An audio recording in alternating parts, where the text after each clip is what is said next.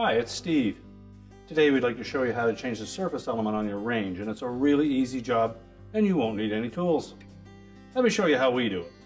Now to do this repair, the first thing we need to do is make sure that the control is set to the off position and that the burner is cool to the touch. We're simply going to lift up on the back end away from the terminal end of the element, raise it up, and then pull it straight out of the terminal block. We should first of all inspect the terminals on the old element, and if there's any signs of arcing or corrosion, you'll need to replace the terminal block as well.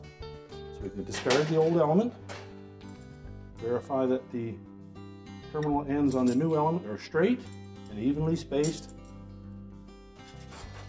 Simply slide it into the terminal block, push it firmly into position, make sure it sits flat in the burner bowl, and our repair is complete.